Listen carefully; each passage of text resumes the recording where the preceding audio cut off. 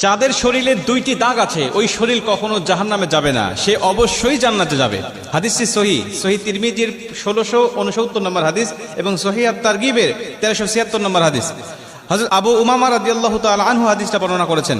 রাসূল সাল্লাল্লাহু আলাইহি ওয়াসাল্লাম বলেন, যাদের শরীরে দুইটা দাগ আছে এবং যাদের শরীর থেকে 2 ফোঁটা তরল পদার্থ নির্গত হয় ওই শরীর কখনো জাহান্নামে যাবে না, সে অবশ্যই জান্নাতে যাবে এবং আল্লাহ পাকের কাছে এই শরীরটা সবচেয়ে প্রিয় শরীর। রাসূল সাল্লাল্লাহু আলাইহি ওয়াসাল্লাম বলেন, 1 নম্বর দাগ হলো যে ব্যক্তি জিহাদের ময়দানে আল্লাহকে খুশি করার জন্য, আল্লাহর দ্বীন কায়েম করার জন্য অথবা আল্লাহর সন্তুষ্টির জন্য যে ব্যক্তি বাতিলের মোকাবেলা করতে গিয়ে শত্রু পক্ষের আঘাতে তার শরীরে ছোট্ট একটা দাগও যদি বসে যায়, এই দাগটা কিয়ামতের ময়দানে সুপারিশ করে বা এই দাগটা থাকার কারণে কিয়ামতের ময়দানে আল্লাহ পাক তাকে জান্নাতে দিয়ে দিবে। নবীজি সাল্লাল্লাহু আলাইহি ওয়াসাল্লাম বলেন, 2 নম্বরে ফরজ ইবাদত সমূহের কোন একটি দাগ যদি তার শরীরে দেখা যায়, যেমন নামাজ পড়তে পড়তে সেজদা দিতে দিতে কপালে